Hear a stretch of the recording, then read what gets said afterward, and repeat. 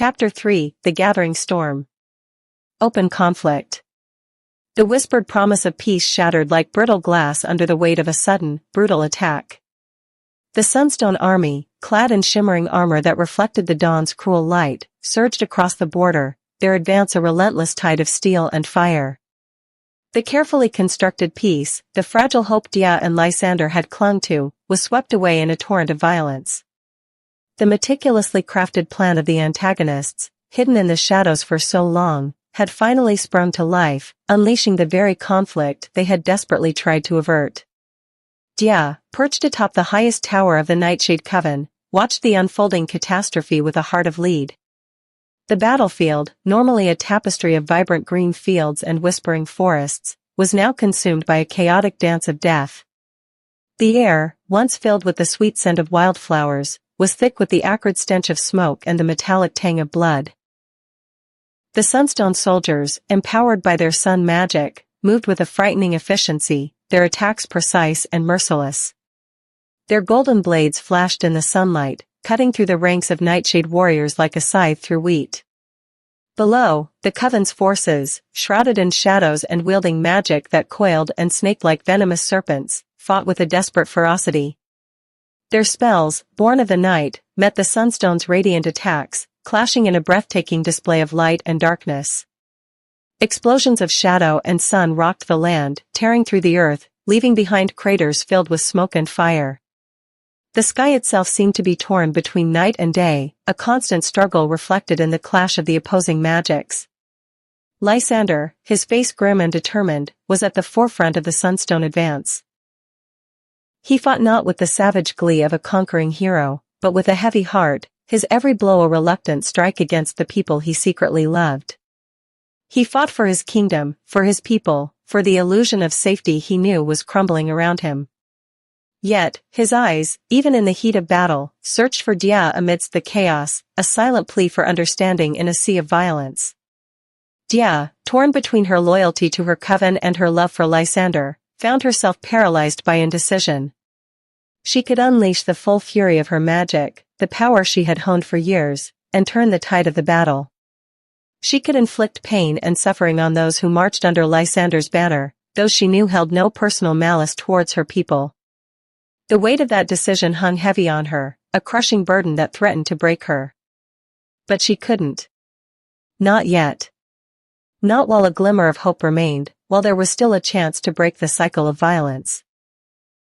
She saw Lysander, momentarily shielded from the onslaught, his eyes meeting hers for a fleeting instant. In that gaze, she saw not hatred, but a mirroring despair. A shared agony of a choice neither of them truly wanted to make, a dreadful dance of obligation and war. The battle raged around them, a terrifying symphony of clashing steel and exploding magic. The earth trembled under the weight of the conflict. Yet, even amidst the carnage, a different kind of battle raged within Dia and Lysander's hearts. The battle for a future free from violence, a future where their forbidden love could flourish without destroying everything they held dear. It was a battle for their souls, a silent war fought against the ancient hatreds that threatened to consume them both. As the battle escalated, the lines between friend and foe blurred. Alliances shifted, and the initial clear division of the armies became fragmented. The battlefield transformed into a chaotic melee of clashing magic and desperate fighting. The sky, previously a canvas of contrasting colors, was now choked with smoke, obscuring the sun. The once vibrant landscape was now a ravaged wasteland, scarred by explosions and littered with the fallen. Dia, finally spurred into action by a surge of protectiveness, unleashed a wave of shadow magic, disrupting the Sunstone army's advance and buying her coven precious time to regroup. Her magic was as dark and powerful as the night itself, a stark contrast to the radiant light of the Sunstone forces. The clash of the two opposing forces illuminated the night in a series of breathtaking, terrifying displays of raw energy. Lysander, witnessing her intervention, felt a pang of guilt and admiration. He saw the skill, the power, the raw force of her magic.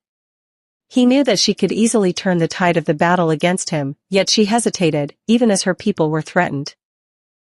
His respect for her, her commitment, her inner strength grew even as the battle raged on. The conflict stretched into the night, a grueling, desperate struggle for survival. The cries of the wounded mingled with the roar of battle, creating a deafening cacophony that pierced the night's quiet. The ground beneath their feet was littered with bodies, a gruesome testament to the violence that had consumed the land. Yet, in the midst of the carnage, the silent promise between Dia and Lysander remained. It was a fragile thread of hope, a slender line of connection in a sea of chaos. It was a testament to their love, a stubborn refusal to yield to the hatred that threatened to destroy them both. The final outcome of the battle remained uncertain, suspended in the balance like a coin tossed into the air. But as the shadows lengthened and the moon climbed higher in the night sky, Dia and Lysander knew that the conflict was only the beginning of a much larger, far more complex war. A war that would test not only their courage, but the very essence of their love. A war that would determine not just the fate of their kingdoms, but the future of their hearts. Their forbidden love, now a weapon against an ancient hatred, would be forged in the fires of this conflict, refined in the crucible of battle, ready to either conquer or be consumed. The gathering storm had broken, unleashing chaos and destruction, but within that chaos, a new kind of struggle was taking shape, a struggle for the very soul of their world, fought not with swords and spells, but with the quiet, powerful strength of a forbidden love.